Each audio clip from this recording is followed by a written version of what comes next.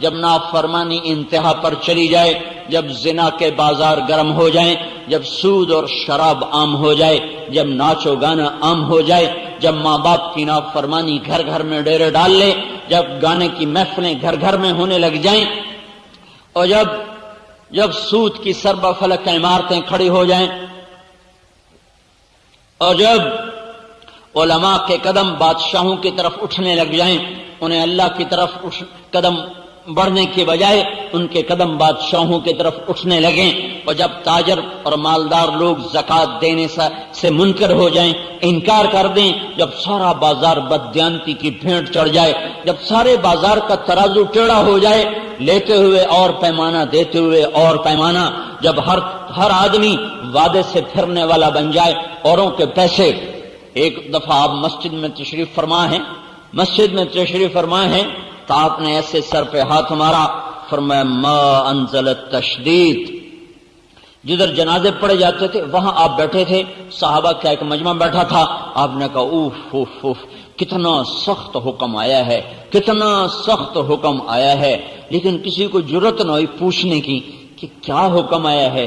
ایک دن گزر گیا تو عبداللہ رضی اللہ تعالیٰ نے عرض کرنے لگے یا رسول اللہ کیا سخت حکم آیا ہے؟ تو آپ نے فرمایا جو کسی کے پیسے کھا کے شہید ہو کے بھی مرا تو اللہ تعالیٰ کے ہاں اس کی بخشش کوئی نہ ہوگی، اس کا شہید ہونا بھی اسے سرخرو نہ کر سکے گا، اٹھے گا، اس کی قضا رنگین ہوگی اپنے خون سے، لیکن وہ اللہ کے ہاں مردود ہوگا کہ اس نے لوگوں کا مال کھا لیا، اس نے لوگوں کا پیسہ ہڑپ کر لیا۔ یہ سارا بازار اسی طرز پہ آ چکا ہے، ہر دوسرا آدمی وعدے سے پھر رہا ہے اور رقموں کی رقمیں ڈبو رہا ہے، گھروں کے گھروں میں ماتم کی صفیں بچھی ہوئی ہیں۔ جب یہ ہوتا ہے تو پھر اس وقت ساری انسانیت ہچکولوں میں آ جاتی ہے اور اللہ تعالیٰ کے غیظ و غضب کے دروازے کھلنا شروع ہو جاتے ہیں، سفینے ڈوبتے ہیں، ناخدا بے بس ہو جاتے ہیں۔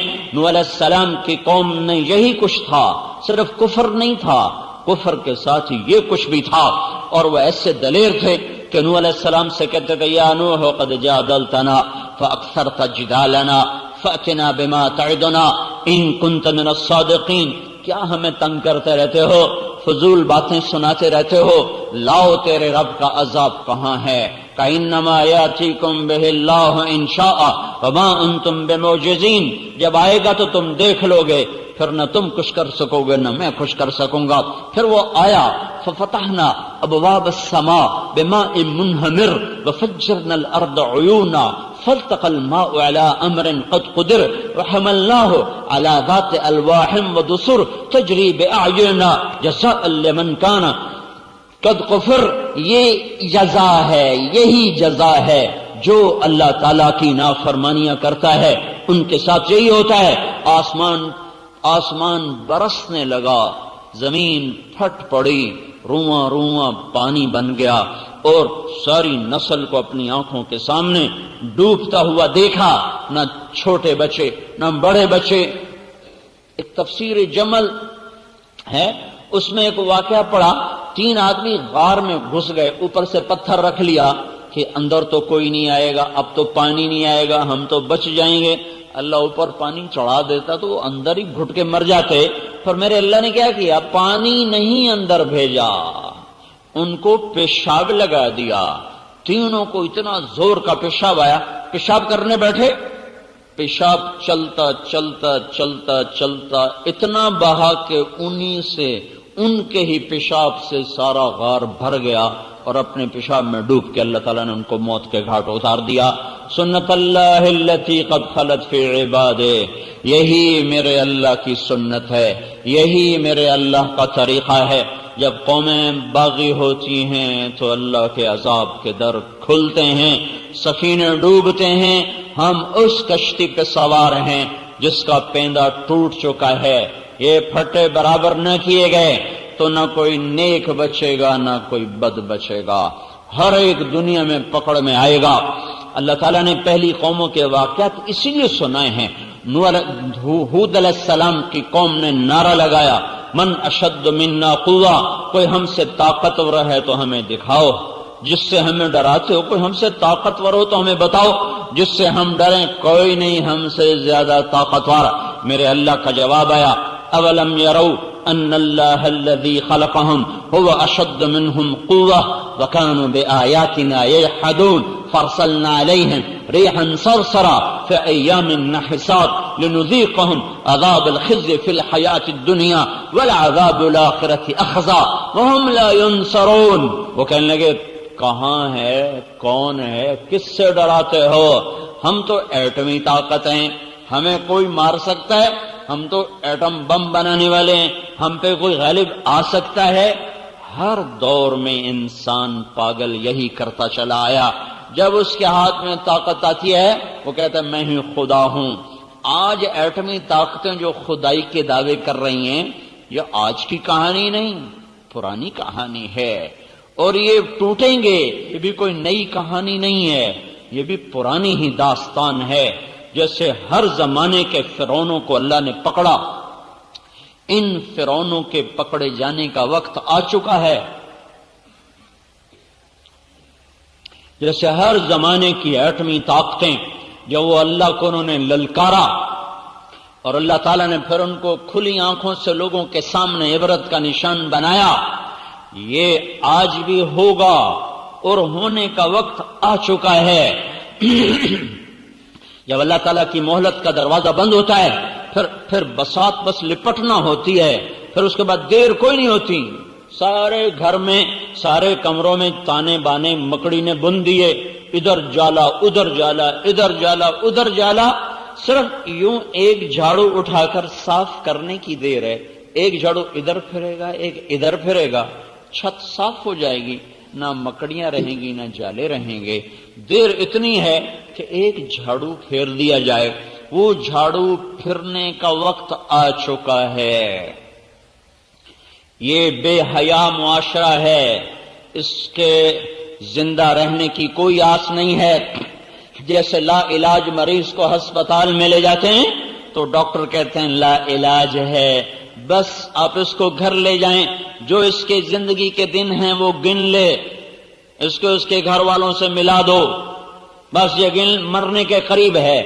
جب معاشرہ بے حیا ہو جاتا ہے تو اس کا ایک علاج ہے کہ وہ توبہ کریں، وہ توبہ کریں اور وہ اللہ کے سامنے جھک جائیں۔ اگر وہ توبہ نہیں کر رہے اور اگر وہ اللہ کی طرف نہیں جھک رہے تو یہ اب اللہ کے پکڑ میں آ چکے ہیں۔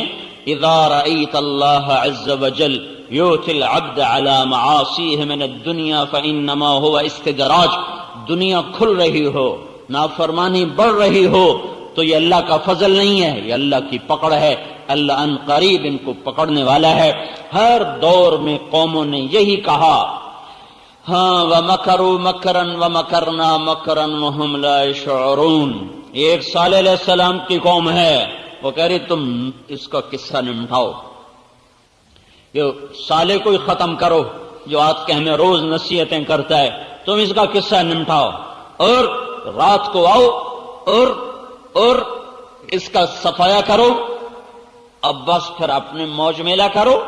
مکروا مکرا ومکرنا مکرا وهم لا يشعرون فانظر كيف كان عاقبة مكرهم أنا دمرناهم وقومهم أجمعين فتلك بيوتهم خاوية بما ظلموا إن في ذلك لآية لقوم يعلمون وأنجينا الذين آمنوا وكانوا يتقون۔ صالح علیہ السلام کی قوم نے رات کو مشورہ کیا اس کو ختم کرو تاکہ قصہ ہی صاف ہو جائے۔ ادھر ان کو ختم کرنے کے مشورے ہوئے، ادھر فرشتے نے چیخ ماری اور ان سب کے کلیجے پھٹ گئے۔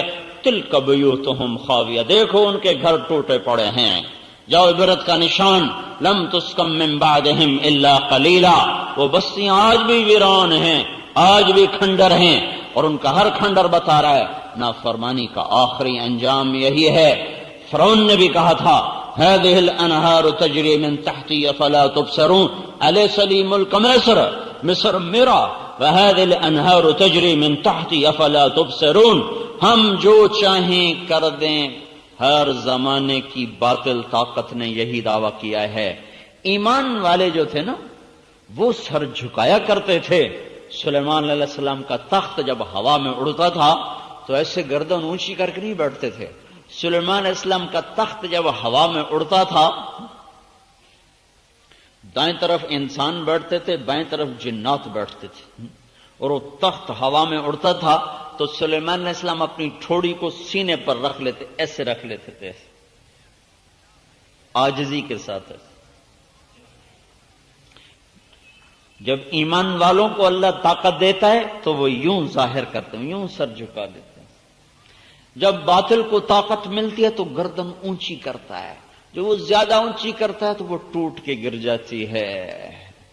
جب وہ زیادہ زور سے زمین پہ پاؤں مارتا ہے تو وہ پاؤں کاٹ دیا جاتا ہے، اس پاؤں کو توڑ دیا جاتا ہے. یہی میرے اللہ کی سنت ہے، یہی میرے اللہ کا طریقہ ہے. نبی پاک صلی اللہ تعالی علیہ وسلم 20 برس کے مجاہدوں کے بعد مکے میں فاتحانہ داخل ہو رہے ہیں. 20 برس کے دکھ اٹھائے ہیں اور اس گھر سے نکالے گئے. کس خوف سے نکلے، کس دکھ کے ساتھ نکلے. جب آپ نے یوں مکے کی وادی پر ایک نظر ڈالی تو ارشاد فرمایا، یا مکہ ما اطیبک من بلد واحبک الی، اے مکہ تو مجھے کتنا پیارا ہے، تو مجھے کتنا محبوب ہے. لولا ان قومی اخرجونی منک لما سکنت غیرک، تیری اگر میری قوم مجھے تجھ سے جدا نہ کرتی تو میں تجھے چھوڑ کے کبھی نہ جاتا. ان جذبات کے ساتھ آپ نکلے، غار میں چھپے، راہیں بدلی. اس غم کی تسلی کے لیے قرآن آیا، ان الذی فرض علیک القرآن لرادک الی معاد. آپ غم نہ کریں، جس رب نے آپ پر قرآن اتارا ہے وہی آپ کو مکے واپس لائے گا، عزت کے ساتھ لائے گا. اور وہ دن آ گیا. 8 برس کے بعد اللہ نے وہ دن دکھایا. 8 ہجری میں آپ مکے میں فاتحانہ داخل ہوئے تو آپ بھی ایسے سر اونچا کر کے داخل ہوتے. نہیں نہیں نہیں، پھلدار شاخ ہمیشہ جھکتی ہے.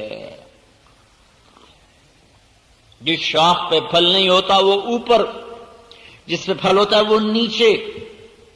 تو آپ کے 10 لشکر ابو سفیان کو اوپر چوٹی پر روکا، عباس بن عبد المطلب ساتھ کھڑے کر دیے. پہلا لشکر گزرا خالد بن ولید کا 1000 کا.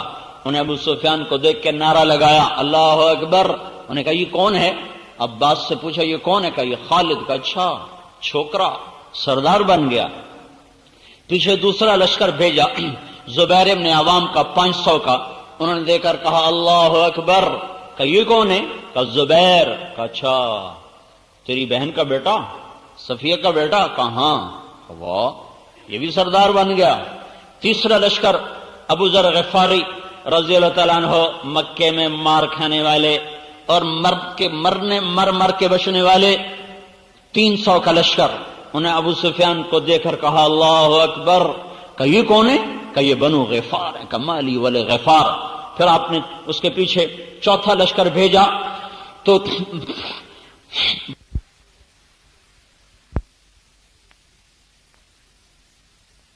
سعد بن عبادہ کے ہاتھ میں. جب یہ لشکر گزرا اور گرد و غبار اور اس میں عمر کی آواز کڑکتی ہوئی تو ابو سفیان کہنے لگے یہ کس کی آواز ہے؟ کہ یہ عمر کی آواز ہے. کہ واہ واہ، یہ بنو عدی کو بھی پر لگ گئے. بنو عدی حضرت عمر کا قبیلہ ہے اور یہ بہت مختصر کمزور قبیلہ تھا قریش کا. تو ابو سفیان نے حقارت سے کہا اچھا بنو عدی کو بھی پر لگ گئے، عمر جیسا صفیں درست کر رہا ہو. تو یہ سارا جب منظر دیکھا تو وہ کہنے لگا ابو سفیان، عباس میں نے بڑے بڑے بادشاہ دیکھے پر تیرے بھتیجے جیسی بادشاہی میں نے آج تک نہیں دیکھی. تو عباس رضی اللہ عنہ فرمانے لگے ابو سفیان وہ تجھے کب عقل آئے گی؟ تو ابھی بھی نہیں سمجھ رہا، وہ یہ بادشاہت نہیں ہے، یہ نبوت ہے. ابھی پتہ چل جائے گا. بادشاہ بھی دیکھے جب وہ شہروں کو فتح کرتے ہیں تو وہ کیا کرتے ہیں؟ ان الملوک اذا دخلوا قرية افسدوها وجعلوا عزت اهلها اذلة وكذلك يفعلون. جب بادشاہ شہروں کو فتح کرتے ہیں تو وہ عزت داروں کو ذلیل کر دیتے ہیں، خون کی ندیاں بہا دیتے ہیں. لیکن جب اللہ سے ڈر کر تلوار اٹھانے والے جب ان کو اللہ عزت دیتا ہے تو ان کا یہ حال کبھی نہیں ہوتا، ان کا یہ حال کبھی نہیں ہوتا. یہ بادشاہوں کی ریت ہے. بامیان کی لڑائی میں چنگیز خان کا پوتا چغتائی کا بیٹا، چنگیز خان کے 4 بیٹے تھے، جوجی بڑا، اغدائی چھوٹا، چغتائی اس سے چھوٹا، طلوئی سب سے چھوٹا۔ چغتائی کا بیٹا قتل ہوا تو بدبخت وہ خیمے میں بیٹھا تھا، جب اس کی لاش لائی گئی تو اس نے سب کو کمرے سے نکال دیا، خیمے سے نکال دیا۔ پھر تھوڑی دیر کے بعد خود شمشیر لے کر نکلا اور خود آ کر اس نے بامیان پہ حملہ کیا۔ جب فتح ہوا تو ان کی عادت تھی، بوڑھوں کو قتل کر دیتے تھے، بوڑھے مرد عورت قتل کر کے، بچوں کو قتل کر کے، جوان مرد لڑکے لڑکیوں کو، مرد عورتوں کو غلام بناتے تھے۔ لیکن جب بامیان فتح ہوا تو اس نے کہا جس کی آنکھ میں روشنی ہے اسے زندہ نہ چھوڑا جائے، آج میرے پوتے کا بدلہ لیا جائے گا۔ انہوں نے کتے اور بلے بھی ذبح کر دی۔ سارے بامیان میں سے 5 آدمی بچے تھے، 5 کسی تہ خانے میں چھپ گئے تھے، باقی سارا شہر نہ انسان چھوڑا، نہ مرغے چھوڑے، نہ جانور چھوڑے، نہ کتے چھوڑے، نہ بلے چھوڑے، سب کو ذبح کر دیا۔ اگر چوہا بھی نظر آیا تو اس سے بھی انہوں نے تلوار سے اڑا دیا۔ ایسا ظلم و ستم انہوں نے کیا۔ ہاں تو اب 20 برس کے دکھ اٹھانے والا آج اپنی تلوار کو بے نیام کر دے، آج وہ خون کی ندیاں بہا دے۔ لیکن یہاں کیا ہو رہا ہے؟ جب سعد بن عبادہ آخری لشکر گزرا تو ابو سفیان کو دیکھ کر کہنے گیا، ابو سفیان الیوم یوم الملحمہ، آج بڑا گرم دن ہے، الیوم تستحل الحرمہ، آج بیت اللہ کی حرمت اٹھا دی جائے گی، آج قریش کے خون سے تلواریں رنگین ہوگی۔ اوہو، اتنے میں ہمارے نبی تشریف لائے تو اب آپ کی آمد دیکھو فاتحانہ، تو آپ کی ٹھوڑی مبارک، سلیمان علیہ السلام تو ٹھوڑی لگاتے تھے نا سینے کے ساتھ، ہمارے نبی نے ایک قدم اس سے آگے رکھا ہوا تھا، آپ کی ٹھوڑی مبارک لگی ہوئی تھی اونٹنی کے پالان کے ساتھ، ایسے جھکے ہوئے تھے۔ ٹھوڑی مبارک کو یہ تھوڑی توازن ہے اور پالان نیچے ہوتا ہے، اس کا ایک ہننا ہوتا ہے وہ اوپر ہوتا ہے۔ اب نہ آپ لوگ اونٹ جانو، نہ ہننے جانو، نہ پالان جانو، میں اونٹ پہ بھی چڑھا ہوں، کھوتے پہ بھی چڑھا ہوں، گھوڑے بھی بھگائے ہیں، بچپن کی زندگی تو دیہات میں گزری، ساری سواریاں بھگائی ہیں، صرف خچر پہ نہیں چڑھا، باقی کھوتے بھی بھگائے، گھوڑے بھی بھگائے، اونٹ بھی بھگائے۔ تو وہ ہننا ہوتا ہے وہ ایسے ہوتا ہے، تو آپ کی ٹھوڑی مبارک یہاں لگی تھی، اتنا نیچے جھکے ہوئے تھے۔ ہاں، اہل ایمان کے ہاتھ میں جب رزق آتا ہے، اقتدار آتا ہے، وہ اکڑتے نہیں ہیں، وہ ایٹمی طاقتوں کی طرح یہ نہیں کہتے ہم جو چاہیں کر دیں۔ میں یہ کہہ رہا تھا، یہ پھنسنے کا وقت ہے جب طاقتور لوگ یوں کہنا شروع کر دیں ہم جو چاہیں کر دیں، تو سمجھو کہ ان کے ختم ہونے کا وقت آ چکا ہے، وہ اپنے پھندے میں خود پھنس چکے ہیں۔ تو جب آپ قریب آئے تو آپ کی زبان مبارک پر کیا الفاظ تھے؟ لا الہ الا اللہ وحدہ نصر عبدہ انجز وعدہ وہزم الاحزاب وحدہ۔ آج میرے اللہ کی تعریف ہے، وہی اکیلا وحدہ لا شریک معبود ہے جس نے اپنے وعدے کو سچا کیا، بندے کی مدد کی، لشکروں کو شکست دی اور اپنے ماننے والوں کو عزت دی۔ آج جو کیا میرے اللہ نے کیا۔ یہ کہتے ہوئے جب آپ ابو سفیان کے قریب آئے تو ابو سفیان نے اوپر سے کہا الیوم یوم الملحمہ، یا رسول اللہ کیا آج گرم دن ہے؟ کیا آج خون بہانے کا دن ہے؟ تو آپ نے جواب دیا الیوم یوم المرحمہ، آج خون بہانے کا دن نہیں ہے، آج معاف کرنے کا دن ہے۔ تو وہ کہنے لگے تو آپ کے جھنڈے والا تو کہہ رہا ہے آج خون بہانے کا دن ہے۔ تو حضرت ابو بکر نے کہا یا رسول اللہ، سعد بن عبادہ غصے والے ہیں، تلوار میں تیزی ہے، مجھے ڈر ہے کہ ان کی تلوار کہیں زیادہ نہ چل جائے، آپ ان سے جھنڈا واپس لے لیں، جھنڈا کسی اور کو دیں۔ قربان اللہ کے محبوب کی حکمت تدبیر۔ تو آپ نے سوچا اب جھنڈا کسی اور کو دوں، انصار کا سب سے بڑا سردار، وہ اگرچہ منہ سے کچھ نہ کہے گا پر اس کا دل تو کٹ کے رہ جائے گا۔ تو آپ نے ان کے بیٹے کا انتخاب فرمایا، قیس بن سعد کو، ان کو بلا کر فرمایا جاؤ ابا سے کہو جھنڈا تیرے حوالے کر۔ تو بیٹے کو دیتے ہوئے تکلیف نہیں ہوگی، ہیں کتنی خوبصورت حکمت کی بات ہے۔ تو آپ وہ گئے کعبہ، اللہ کے نبی فرما رہے ہیں جھنڈا میرے سپرد کرو، تو انہوں نے ارشاد فرمایا کوئی نشانی لے کر آؤ تب حوالے کروں۔ یہ جھنڈے کی تما نہیں ہے، یہ نسبت کی تما ہے۔ یہ جھنڈے کی تما میں نہیں گیا کہ جھنڈا میرے ہاتھ سے چوے، جی میں ساڈے وزیراں نوں ہے نا جھنڈے والی کار مینوں لب جائے میں جویں بھی ہو جائے۔ یہ تما ہے نسبت کی کہ مجھے نسبت ملی رہے کہ میں نبی کے جھنڈے کا اٹھانے والا ہوں۔ تو جب ان کا یا رسول اللہ وہ تو نشانی مانگ رہے ہیں، تو آپ نے اپنی پگڑی کو اتارا، کہا جاؤ اس کو حوالے کرو کہ یہ پگڑی نشانی ہے۔ تو عمامہ لے کر آئے، دیکھتی سر جھکا دیا، قسماً وطاعتا، قربان میں ابھی حاضر۔ جھنڈا اپنے بیٹے کو پکڑایا اور خود پیچھے چلے گئے۔ جب اللہ کے نیک بندے، جب اللہ سے ڈرنے والے وہ اقتدار پر آتے ہیں تو وہ یہ منظر دکھاتے ہیں، اور جب باطل طاقتیں یا ایمان والے جن کے دل مر چکے ہوں، اندھے ہو چکے ہوں، جب ان کے ہاتھ میں اقتدار آتا ہے تو وہ منظر دکھاتے ہیں جو آج کی طاقتیں دکھا رہی ہیں۔ ان سب کی ہلاکت کا وقت آ گیا ہے۔ جب فرعون نے کہا تھا انا ربکم الاعلی، تو پھر اللہ نے اٹھا کے اسے سمندر میں پھینکا تھا۔ جب شداد نے کہا تھا میں یہیں جنت بناؤں گا، تب اللہ تعالیٰ نے اسے زیر زمین پہنچایا تھا۔ جب قارون نے کہا تھا انما اوتیتہ علی علم عندی، میرا اپنا ہے یہ سب کچھ، رب کون ہے دینے والا، میں نے خود بنایا ہے، تو اللہ نے خزانوں سمیت زمین میں دھنسایا تھا۔ اور جب عاد کی قوم نے کہا تھا من اشد منا قوہ، کوئی ہے ہم سے طاقتور تو دکھاؤ، تو پھر اللہ تعالیٰ نے ہواؤں کے دروازے کھولے تھے۔ تو میرے بھائیوں، نافرمانی اس وقت انتہا پر ہے۔ اس وقت ہر گناہ کی فصل تیار ہو چکی ہے، ہر فصل پک چکی ہے، ہارویسٹر پڑے گا اور یہ دھرتی صاف ہوگی جب بے حیائی باہر آ جائے، دروازوں سے باہر، جب بازاروں میں بھی موسیقی ہو، اور جب سکرین پر ننگے ناچ ہو رہے ہوں، جب گھر گھر ننگے ناچ دیکھے جا رہے ہوں، جب بازاروں میں بھی ننگی تصویریں اور بڑے بڑے پوسٹر ان کے آویزاں ہو چکے ہوں، جب بیٹیوں کے تن سے کپڑے اتر جائیں اور وہ عریانیت کی اور کھلا ہوا پیکر بن کے دیکھنے والوں کو پتہ نہیں ضمیر مر گئے یا دل مر گئے یا آنکھیں پتھر ہو گئیں، پتہ نہیں کیا ہوا ہے، کچھ تو ہوا ہے، کچھ تو ہوا ہے۔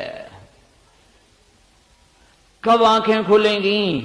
اتنے بڑے زلزلوں نے بھی آنکھیں نہ کھولی، تو اس کے بعد اب مزید کیا ہونے والا ہے، کیا ہوگا؟ کہ میں اس وقت سے پکار رہا ہوں، دوڑو دوڑو دوڑو، ففروا الی اللہ، دوڑو اللہ کی طرف، دوڑو اللہ کی طرف، اور کوئی پناہ نہیں ہے۔ نافرمانی نے پھٹے اکھاڑ دیے ہیں۔ اور اللہ تعالیٰ کے محبوب صلی اللہ تعالی علیہ وسلم کی ایک مثال خوبصورت، اپنی جان بچانی ہو، ایمان بچانا ہو، اور اپنی عزت آبرو اولاد کو بچانا ہو تو بھائیو گھروں کو چھوڑ دو اور نکلو تبلیغ میں، اور ایک ایک کی منت کر کے ان کو توبہ کے راستے پر لاؤ۔ میرے محبوب نے فرمایا مثل القائم فی حدود اللہ والواقع فیہا کمثل قوم استہموا علی سفینۃ فصار بعضهم اعلاها وبعضهم اسفلها۔ ایک قوم کی مثال دی جو کشتی میں سوار ہیں، کچھ اوپر کے حصے میں، کچھ نیچے کے حصے میں ہیں۔ جو نیچے والے ہیں اذا استقوا الماء مروا علی من فوقهم، پینے کا پانی اوپر ہے، نیچے کوئی نہیں۔ نیچے والے بیٹھ کے مشورہ کرتے ہیں یار یہ اوپر جانے میں تکلیف ہے، پھٹا توڑو نیچے سے پانی نکالو، پھٹا توڑو نیچے سے پانی نکالو۔ یہ خبر اوپر جاتی ہے کہ نیچے والے پانی پینے کے لیے پھٹا توڑنے لگے ہیں۔ اب اگر ان اخذوا علی ایدیہم نجوا ونجوا جمیعا وان ترکوہم ہلکوا وہلکوا جمیعا، اگر اوپر بیٹھنے والوں نے یہ کہا توڑنے دو پھٹا، کوئی ہمارا تھوڑا ہی توڑ رہے ہیں، کوئی ہمارا توڑ رہے ہیں، ہمارا پھٹا تو ٹھیک ہے، میں تو فرسٹ کلاس کے کیبن میں بیٹھا ہوا ہوں۔ میں اس حدیث کو ایک سمندر کے سفر سے جتنا سمجھا ہوں اتنا کسی کتاب اور شرح سے نہیں سمجھا۔ ایک سمندری سفر کیا تھا بیلجیم سے انگلینڈ 4 گھنٹے کا، اور سمندر میں طوفان تھا اور جہاز بہت بڑا تھا، اس مسجد سے بھی بڑا جہاز تھا، 4 گنا اس سے بڑا جہاز ہوگا۔ اس سفر سے یہ حدیث میری آنکھوں کے سامنے کھلی ہے کہ اللہ کے نبی نے کتنی خوبصورت مثال سے تبلیغ کی اہمیت کو سمجھایا اور نافرمانوں کو روکنے کو سمجھایا کہ یہ کتنا اہم کام ہے۔ اگر فرما بردار لوگ یہ سمجھتے رہے ہم تو نیک نمازی ہیں، ہمارے گھر میں ٹی وی کوئی نہیں، ہمارے گھر میں VCR کوئی نہیں، ہمارے گھر میں کوئی کسی قسم کی نافرمانی کوئی نہیں، شاید دائیں والا بائیں والا آگے والا پیچھے والا جو کرتا ہے کرنے دو، ہمیں کیا ہے، ہمیں کیا ہے، ہمارا کیا نقصان کرتا ہے، اس نقصان کو سمجھایا جا رہا ہے۔ اوپر آواز پہنچی، وہ نیچے پھٹا توڑ رہے ہیں، تو اوپر والے کیا کہیں؟ توڑنے دو، کوئی ہمارا توڑ رہے ہیں، ہمارا کیا ہے، میں تو فرسٹ کلاس کے کیبن میں بیٹھا ہوں، میرے لیے تو کھانا بھی آ رہا ہے، چائے بھی آ رہی۔ اگر ایسا ہو گیا تو تھوڑی دیر کے بعد پتہ چلے گا کہ نیچے والے ڈوب گئے اور فرسٹ کلاس کے ڈوبنے کا وقت آ گیا ہے۔ اب پانی اسے نگلنا شروع ہو چکا ہے اور کشتی تہ کی طرف جا رہی ہے۔ اب ویلا کام نہ آئے گا، اب اوپر والے بھی ڈوبیں گے، نیچے والے بھی ڈوبیں گے۔ اوپر والے نیک لوگوں کی مثال، نیچے والے نافرمان لوگوں کی مثال۔ اوپر والے لوگ یہ کہیں جو نماز نہیں پڑھتا ہماری کیا، جو شراب پیتا ہے ہمیں کیا، جو زنا کرتا ہے ہمیں کیا، جو سود کھاتا ہے ہمیں کیا، جو جھوٹ بولتا ہے ہمیں کیا، جو ماں باپ کا نافرمان ہے تو میری کوئی سردردی ہے، میرا کوئی ٹھیکہ ہے۔ اگر یہ ہوتا رہا تو پھر جب زنا کی فصل کٹے گی پاک دامن بھی کٹیں گے، جب سود کی فصل کٹے گی تو حلال کھانے والے بھی کٹیں گے، جب شرابیوں پہ کوڑا برسے گا تو پانی پینے والوں پر بھی برسے گا۔ پھر مسجد بھی گر گئی، مندر بھی گر گئے، گھر بھی گر گئے۔ دریا نے نہ نیک چھوڑا نہ بد چھوڑا، زمین نہ نیک چھوڑتی نہ بد چھوڑتی ہے۔ موت کے بعد اپنی اپنی نیتوں پر فیصلہ ہوگا، وہ موت کے بعد ہے، لیکن زمین کی پکڑ سے بچنے کے لیے اللہ تعالیٰ کے نبی نے خوبصورت مثال دی ہے کہ انہیں روکو، انہیں روکو، انہیں روکو، انہیں روکو، ورنہ ان کی ہلاکت کے ساتھ تم بھی ہلاک ہو جاؤ گے۔ تو مجھے یہ خیال آتا ہے جس وقت وہ ہمارا جہاز ہچکولے کھا رہا تھا، ہم فرسٹ کلاس سے نیچے تھے کہ اوپر شراب کھانا تھا، اس لیے ہم نے اوپر نئی جگہ لی، اوپر شراب کھانا تھا، اس سے نیچے والا کھلا ایسے ہال کمرہ تھا، اس میں ہم بیٹھے ہوئے تھے، اور اتنا اونچا تھا کہ ہمارے نیچے ایک سطح تھی، اس سے نیچے اس کا پیندا تھا جس میں کوئی 30-40 بڑے بڑے 22 ویل کے ٹرالے کھڑے ہوئے تھے، اتنی اونچائی پر تھے۔ جب پانی کی موج آ کر ایسے تھپڑ مارتی تھی نا تو شیشے کے ساتھ آ کر لہریں ٹکراتی تھی اور پورا جہاز رکوع میں چلا جاتا تھا۔ ادھر سے موج اٹھتی ادھر کر دیتی، ادھر سے موج اٹھتی ادھر کر دیتی، اس طرح 4 گھنٹے ہمارے لیے 40 سال بن گئے تھے۔ لگتا تھا جیسے ساحل پر جا کر ہم لگیں گے ہی نہیں۔ اس وقت میں اگر کوئی آ کر ہمیں کہتا کہ نیچے ایک آدمی پھٹا توڑ رہا ہے تو میری جگہ آپ ہوتے تو آپ کیا کرتے؟ کوئی ہوتا جو یہ کہتا توڑنے دو ہمیں کیا ہے، توڑنے دو ہمیں کیا ہے، پڑے تھے اور الٹی سیدھی حرکتیں کر رہے تھے، فوراً میں نیچے آ گیا۔ اگر وہاں بھی جا کر کوئی ایک اعلان کر دیتا کہ نیچے ایک آدمی پھٹے توڑ رہا ہے تو پھر شرابیوں کا نشہ بھی ہرن ہو جاتا، پھر وہ بھی بھاگ دو، روکو روکو روکو۔ پھر کوئی یہ نہ کہتا پہلے خود عمل کر لو پھر اوروں کو تبلیغ کرنا ہے، پھر کوئی یہ نہ کہتا پہلے خود ٹھیک ہو جاؤ پھر اوروں کو تبلیغ کرو۔ نہ جانے کا بہانہ، نہ جانے کا بہانہ، کام نہیں کرنا، گھر چھوڑنے کو جی نہیں چاہ رہا، پہلے خود تو ٹھیک ہو جائیں پھر اوروں کو تبلیغ کریں۔ کوئی نہ رکتا، سارے بھاگتے، روکو روکو روکو۔ میرے بھائیو، چاروں طرف نافرمانی کی آگ ہے اور ہر طرف آگ لگی ہوئی ہے۔ اگر اس آگ کو نہ بجھایا گیا تو میرا آشیاں بھی جل جائے گا، اگر اس پھٹے کو نہ دوبارہ ٹھیک کیا گیا تو میرا کیبن بھی ڈوب جائے گا۔ یہ اتنی خوبصورت مثال ہے تبلیغ کی عظمت کو بیان کرنے کے لیے کہ کسی کے لیے گنجائش نہیں۔ پھر سمندر کی مثال اس لیے دی کہ عرب کے لوگ سمندری سفر سے ڈرتے تھے، انہیں پانی دیکھا ہی نہیں تھا، پانی سے وہ گھبراتے تھے، پانی ان کی بہت بڑی کمزوری تھی کہ دیکھتے ڈرتے تھے، سارے صحرا جنگل پہاڑ تو پانی سے گھبراتے تھے۔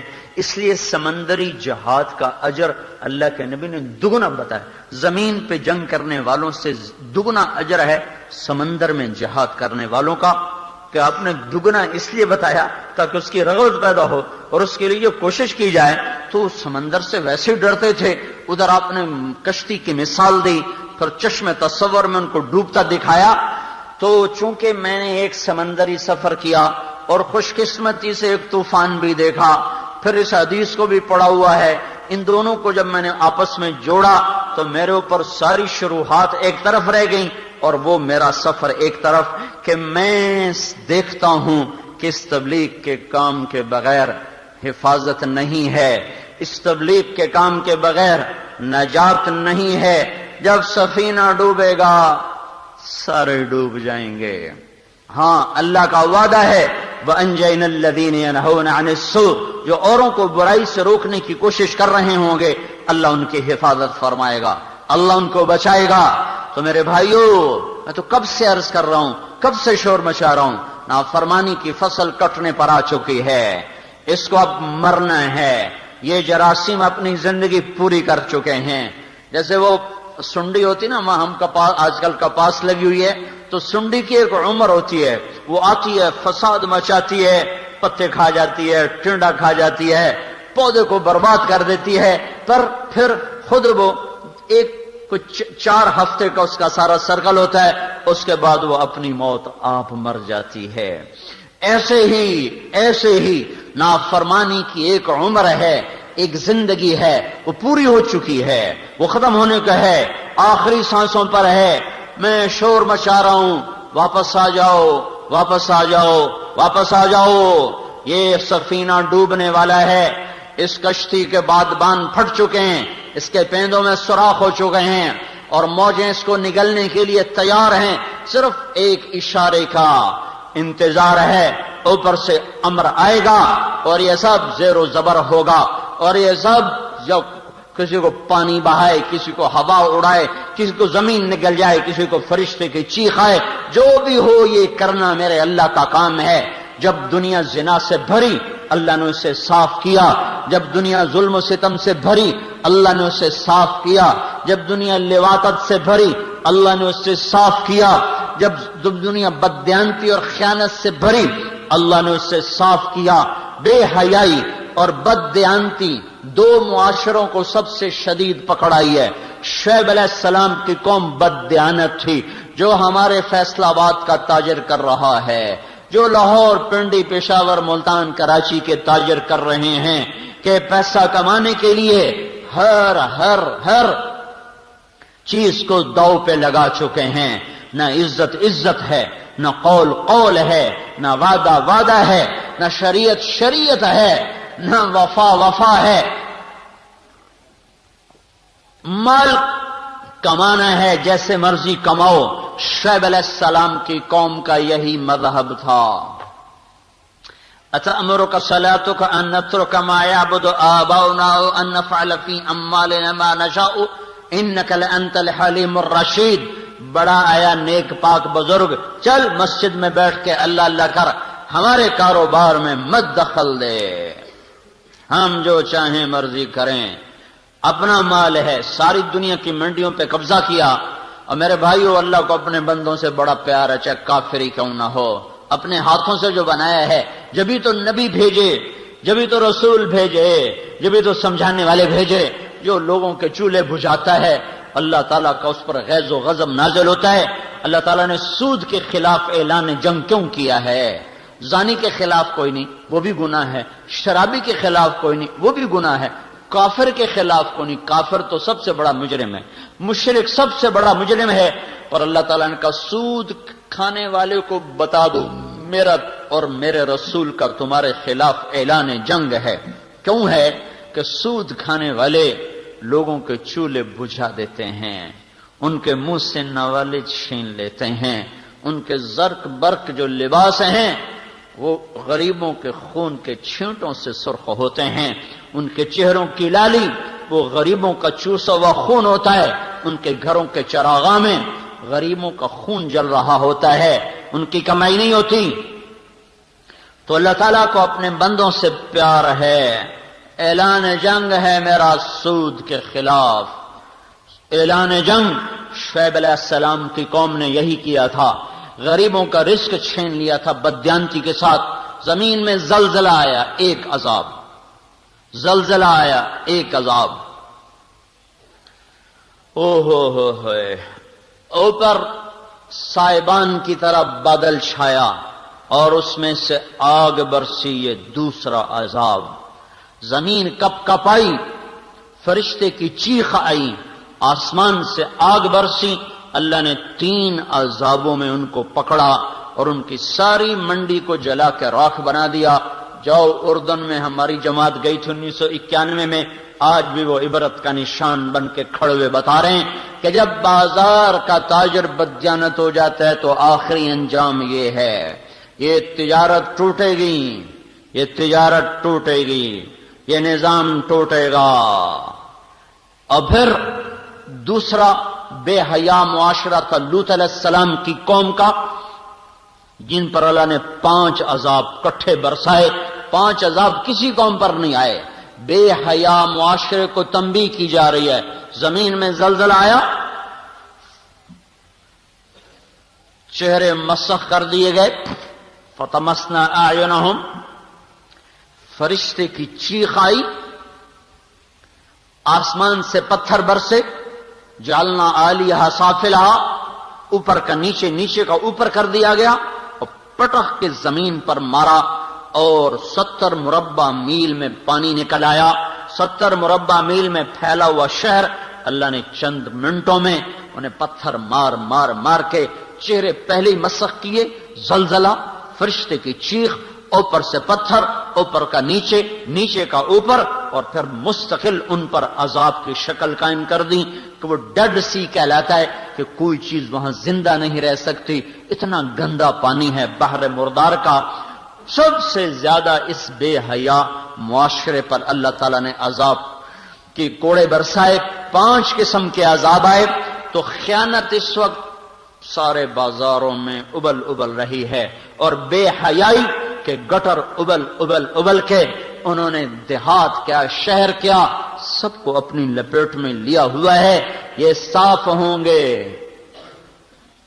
اس دھرتی کو صاف ہونا ہے۔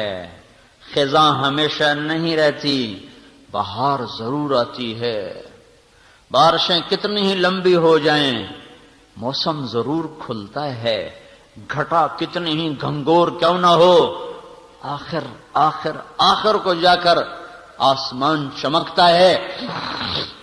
یہ سارا معاشرہ اپنی بے حیائی کی حدوں کو چھو چکا ہے، آگے حد کوئی نہیں ہے۔ اب انہیں غاروں میں جانا ہے، اب انہیں ہلاکتوں میں جانا ہے، اب ان کے لیے ذلت کا لباس آئے گا، اب ان کے لیے عذاب کے کوڑے برسیں گے، اب ان کے لیے غضب کی بجلیاں کڑکیں گی۔ توبہ کرنے والے اور لوگوں کو بچانے والے بچا لیے جائیں گے اور باقیوں پر رندہ پھر جائے گا۔ اگر اللہ زندہ حی قیوم موجود ہے تو یہ ہوگا، اور یہاں اگر کی بات نہیں ہے، اللہ تو ہے ہی، میں اور آپ ہیں اگر مگر، ہم ہیں آنے والے، مٹنے والے، مرنے والے، وہ تو ہے، تو تھا، وہ تو رہے گا، ہمیشہ حی، ہمیشہ قیوم، ہمیشہ ابدی، ہمیشہ سے ازلی، دائم، قائم، حی قیوم، مالک الملک، فعال لما یرید، یفعل ما یشاء، جو چاہے کر دے، دھرتی اس کی غلام، آسمان اس کا غلام، ہوائیں اس کے تابع، پانی اس کے نوکر، زمین آسمان کا نظام اس کے امر سے، فرشتے اس کے تابع، کائنات کی ایک ایک چیز اس کے امر کے اشارے کی منتظر ہے۔ جب نافرمانیوں کے گٹر ابلتے ہیں تو پھر اللہ تعالیٰ اپنے امر کے ساتھ انہیں صاف کرتا ہے۔ تو میرے بھائیوں، سخت خطرے میں معاشرہ داخل ہو چکا ہے۔ او بھائیو، کہاں تک جائے گی میری آواز مجھے نہیں پتا، تم تو سنو، اوروں کو سناؤ، تبلیغ میں پھرو، پھٹے توڑنے والوں کی منت کرو، پھٹے توڑنے والوں کی منت کرو۔ ایک آدمی نے اگر نماز چھوڑ دی، ساری کالونی کا پھٹا ٹوٹ گیا، سارے شہر کا پھٹا ٹوٹ گیا۔ 8 بازاروں میں ایک آدمی نے سود پہ کام کر لیا، ایک آدمی نے بددیانتی سے کام کر لیا تو پھٹا ٹوٹ گیا۔ اور جب 100 میں 100 بددیانت بیٹھے ہوں، 10,000 کٹھے کرو تو ایک دیانتدار نظر آتا ہے۔ تو جب اس طرح بددیانتی کا افریت نگل چکا ہو تو اس کشتی کے ڈوبنے کے سارے اسباب مکمل ہو چکے ہیں۔ اس لیے میرے بھائیوں، میں سارے بھائیوں کی خدمت میں یہ پکار رہا ہوں، عرض کر رہا ہوں کہ توبہ کر کے اللہ کو مناؤ اور اللہ کی راہوں میں پھرو، تبلیغ میں پھرو، تبلیغ میں پھرو، لوگوں کے پیچھے پھرو، ان کی منتیں کرو۔ یہ اس وقت گھروں میں بیٹھنے کا وقت نہ نیکوں کے لیے ہے، نہ بد کے لیے ہے، نہ تاجر کے لیے ہے۔ سب سے بڑی عبادت اس وقت لوگوں کے پیچھے پھر کر ان کو تیار کرنا ہے۔ یہ امت نبیوں والا کام لے کر آئی ہے، یہ امت حضرت محمد صلی اللہ علیہ وسلم کی نائب بن کر آئی ہے۔ ساری دنیا میں پیغام حق کی آواز لگانا اس امت کے ذمے ہے۔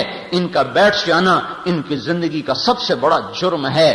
داؤد علیہ السلام نے ایک دن مقرر کر دیا کہ آج دن میں کسی کو نہیں ملوں گا، بیٹھ کے اللہ اللہ کروں گا۔ دروازے بند کر لیے، دیواریں اونچی کر دیں اور اندر بیٹھ کے اپنا ذکر میں شروع ہو گئے۔ اللہ نے 2 فرشتے انسانی شکل میں اوپر سے اندر اتار دیے۔ داؤد علیہ السلام پریشان، ففزع منہم، یہ کہاں سے آ گئے؟ تالا بند، دروازہ بند، دیواریں اونچی، سیڑھی کوئی نہیں، یہ اندر آئے کیسے؟ کلا تخف خصمان بغا بعضنا علی بعض، آپ ڈرے نہیں، ہمارا جھگڑا ہو گیا ہے، اب ہمارا جھگڑا طے کر دیں، فیصلہ کر دیں۔ کا کیا ہے؟ کہ یہ میرا بھائی ہے، لہو 99 نعجہ اور میں ولی نعجۃ واحدہ، اس کی 99 بھیڑیں، میری ایک بھیڑ۔ فقال اکفلنیھا وعزنی فی الخطاب، کہتا تیری ایک بھی میں ہی لے لینی ہے، تو چھڑ دے تو مینوں دے دے۔ تو آپ ذرا فیصلہ کریں، ہم میں جھوٹا کون ہے، سچا کون ہے؟ یہ فیصلہ تو ایک بچہ بھی کر سکتا ہے۔ بھائی تو ظالم ہے۔ داؤد علیہ السلام کے پاس یہ فیصلہ بھجوایا کیوں گیا کہ داؤد تو دروازے بند کر کے بیٹھنے نہیں آیا، اگر تجھے خلوت کا شوق ہے نا تو رات کو اٹھ جا، اگر تجھے ذکر کا شوق ہے تو رات کو اٹھ جا، دن میرے بندوں کے لیے ہے، تو گوشہ نشینی کے لیے نہیں آیا، تو نبی ہے اور نبی کا کام گوشہ نشینی نہیں ہے۔ بے شک خلوت بڑی ضروری ہے، اللہ کے ساتھ تنہائی میں باتیں کرنا بہت ضروری ہیں، پر اللہ نے اپنے نبی سے کہہ دیا وہ رات کو کیا کر، دن میں نہ کیا کر، کیونکہ ان لک فی النہار سبحا طویلا، تجھے دن میں کام ہے بڑا لمبا چوڑا، تو کیا کر، اٹھ قم اللیل الا قلیلا نصفہ او انقص منہ او زد علیہ ورتل القرآن ترتیلا ومن اللیل فاسجد لہ وسبح لیلا طویلا۔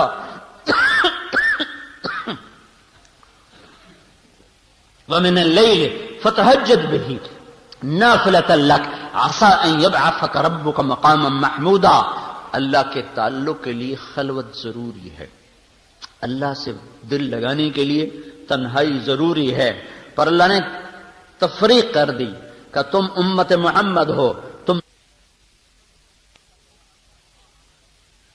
کو دن میں بڑا لمبا کام کرنا ہے، کہنا تو یہ ہے، اس کو تشبیہ دی ہے تیرنے کے ساتھ۔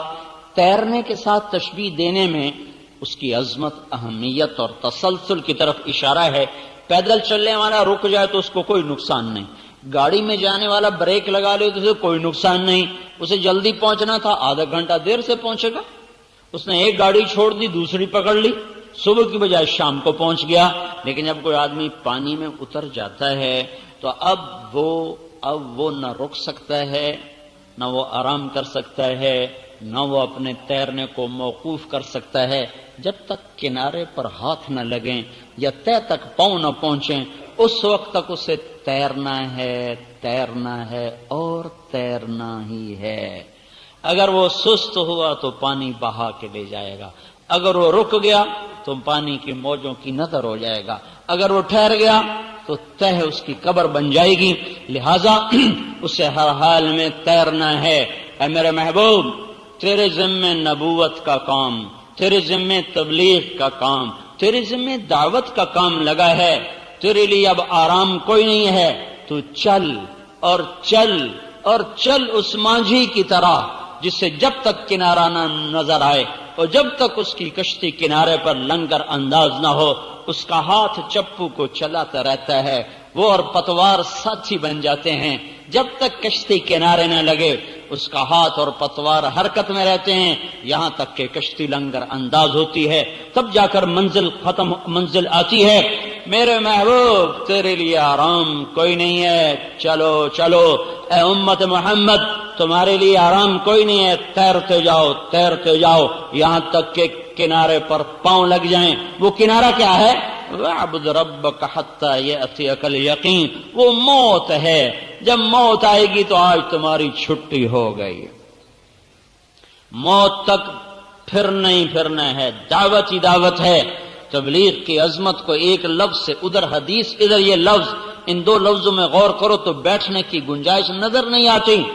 ہم اس کشتی کے مسافر ہیں جس سے توڑا جا رہا ہے۔ اور یہاں بھی دیکھو عجیب بات، اللہ نے بھی تیرنے سے تشبیہ دی اور اللہ کے نبی نے بھی پانی میں کھڑا کر کے کشتی سے تشبیہ دی۔ اللہ رسول ایک ہی جگہ پر کھڑے ہوئے ہیں، اللہ اس کے رسول ایک ہی مضمون کو ایک ہی تشبیہ کے ساتھ اور مثال کے ساتھ بیان فرما رہے ہیں۔ وہاں بھی ڈوبنے کا تصور ہے، یہاں بھی ڈوبنے کا تصور ہے، وہاں بھی تیرنے کا تصور ہے، یہاں بھی تیرنے کا تصور ہے۔ یہ دونوں آپس میں ملی ہوئی ہیں۔ یہ لفظ سبحن طویلا اور یہ حدیث بخاری، ان دونوں میں ایسی خوبصورت مطابقت ہے کہ جیسے پانی میں تیرنے والے کے لیے جہد مسلسل ہے، یہ امت محمد الرسول اللہ کی رسالت کا اقرار کرنے کے بعد اور آپ کو آخری نبی ماننے کے بعد اب ان کے لیے یہ کوئی گنجائش نہیں ہے کہ یوں اسلام مٹتا ہو اور یوں مسلمان کی بیٹی گھنگرو باندھ کے ناچ رہی ہو، ناچ دیکھنے والا بھی کلمہ گو ہو، نچانے والے بھی کلمہ گو ہوں اور ناچنے والے بھی کلمہ گو ہو، زنا کے اڈے چلانے والوں کا بھی یہ دعویٰ ہو کہ ہم کلمہ پڑھتے ہیں، اور شراب بیچنے والوں کا بھی دعویٰ ہو کہ ہم کلمہ پڑھتے ہیں، اور مسجدوں کو اجاڑنے والوں کا بھی یہ دعویٰ ہو کہ ہم کلمہ گو ہیں۔ جب یہ حال ہو جائے تو اس وقت مسجد میں بیٹھنے کی گنجائش نہیں، چلے جائے کہ دکان۔ اب پھرو ان لک فی النہار سبحا طویلا، تیرے لیے لمبا تیرنا ہے انسانوں میں۔ کب تک؟ جب تک کنارہ نہ آئے۔ وہ کنارہ کیا ہے؟ موت۔ جب تک اللہ کا پیغام نہ کہ بس آ جاؤ اب چھٹی ہے۔ یا ایھا المدثر قم فانذر وربک فکبر وثیابک فطہر والرجز فہجر ولا تمنن تستکثر۔ جب یہ آیات اتری تو آپ نے کہا خدیجہ میرا بستر لپیٹ دے، میرے آرام کے دن گئے۔ میرے اللہ نے کہا ہے اٹھ جا اور میں اپنی قوم کو میری طرف بلا۔ خدیجہ میں کس سے بلاؤں، میری کون سنے گا؟ تو حضرت خدیجہ نے، اللہ ان کو جزا دے، انہوں نے عرض کی یا رسول اللہ آپ دعوت دینے میں پہل کریں، میں قبول کرنے میں پہل کرتے۔ جس دن بستر لپیٹا تھا پھر 23 برس تک وہ بستر نہیں کھلا، کانٹوں پہ زندگی گزر گئی۔ ہاں جس دن سیج بچھائی جانی تھی اس دن فاطمہ رضی اللہ عنہا سرانے بیٹھ کے رو رہی تھیں، واہ کرب اباہ، واہ کرب ابا، آئے میرے باپ کے درد، ہے میرے باپ کا درد۔ تو آپ نے فرمایا بس میری بیٹی، لیس علی ابیک کرب بعد اليوم، آج تیرے باپ کے دکھ کا آخری دن ہے، آج تیرے باپ کو چھٹی مل جائے گی، آج سکھ ہی سکھ ہیں، بس یہ آنکھ بند ہونے کی دیر ہے، آج کے بعد تیرا باپ کوئی دکھ نہ دیکھے گا، کوئی غم نہ دیکھے گا۔ یہی کام اس امت کا ہے، اس امت کے ذمے اس ایمان کی کشتی کو لے کر انسانیت کے سمندر میں تیرنا ہے۔ اگر یہ نہیں تیریں گے تو کفر کی موجیں انہیں بہا کے لے جائیں گی، زنا کے تھپڑے ان کو زانی بنا دیں گے، شراب کے تھپڑے ان کو شرابی بنا دیں گے، سود کی کالی موجیں ان کو سود خور بنا دیں گی، ظلم کی کالی موجیں انہیں ظالم بنا دیں گی، اور یہ ان بے رحم، اور پانی کا ڈوبا تو شہید ہوتا ہے، اور جو گناہوں کے سمندر میں ڈوب گیا وہ برباد ہو گیا، وہ سیدھا جہنم میں جاتا ہے۔ تو میرے بھائیوں، میں تو کب سے فریاد کر رہا ہوں کہ توبہ بھی کرو اور اللہ کی راہوں میں نکلو، تبلیغ میں پھرو اور لوگوں کے پاؤں پکڑ کر ان سے توبہ کرواؤ۔ اگر یہی حال رہا تو پھر کچھ اور ہو جائے گا، کچھ اور ہو جائے گا۔ قبل اس کے کہ وہ ہو جائے ہم توبہ کریں، لوگوں سے توبہ کروائیں، رات کو اللہ کو رو رو کے منائیں، یا اللہ مہربانی کر دے، مہربانی کر دے۔ صدیاں ہو گئیں، صبح آ ہی نہیں رہی، پر کوئی صبح کو طالب نظر آئے تو صبح بھی آئے۔ کب سورج نکلے گا؟ کوئی آنکھ تو ہوتی جو مشرق کی طرف اٹھ اٹھ کے دیکھتی۔ کب بہار آئے گی؟ کوئی تو ہوتا جو آنسوؤں کا پانی زمین کو پلاتا، اس زمین میں بہار آتی۔ لیکن جب سونا ہی سونا ہو، بیدار ہونے والی آنکھ ہی کوئی نہ ہو، تو خزاں کب چھٹے گی پھر؟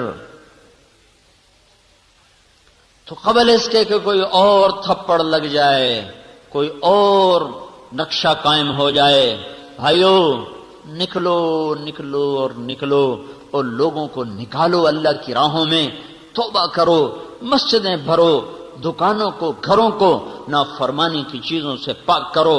جو توبہ کریں گے اللہ انہیں چمکائے گا، بچائے گا، اور جو اسی غفلت میں رہ گئے پتہ نہیں آنے والے کل میں کیا ہوگا۔ ان ربک فعال لما یرید، وہ جو چاہتا ہے کر دیتا ہے، ہم تو عاجز اور بے بس ہیں، ہمارے ہاتھ میں تو کچھ بھی نہیں۔ تو تم تو توبہ کر کے اٹھو یہاں سے، کرتے ہو نا؟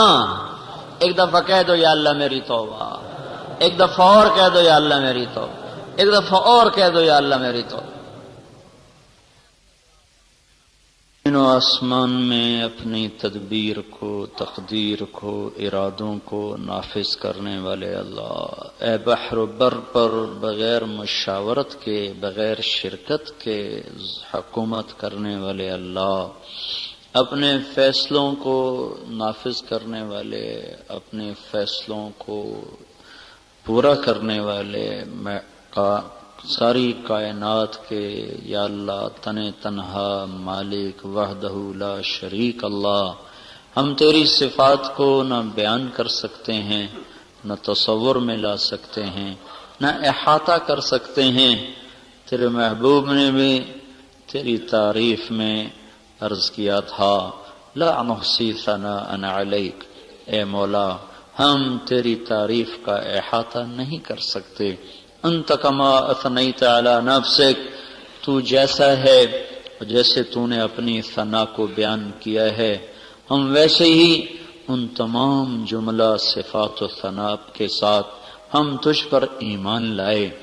یا اللہ ہم تیرے کمزور حقیر فقیر بندے ہیں، تو شہنشاہ اعظم ہے، ہم میرے مولا مجبور ہیں، تو میرے مولا مختار ہے، جابر ہے، ہم ضرورتوں کے غلام ہیں، تو ہر ضرورت سے پاک ہے، ہم زمان و مکان کے پابند ہیں، تو زمان و مکان سے پاک ہے میرے مولا، ہم کھانے پینے کے محتاج ہیں، تو تو کھانے پینے سے پاک ہے میرے مولا، ہم تھکن کے، آرام کے، نیند کے بندھنوں میں پھنسے ہوئے میرے مولا، تو تھکن سے بھی پاک ہے، نیند سے بھی پاک ہے، اونگ سے بھی پاک ہے۔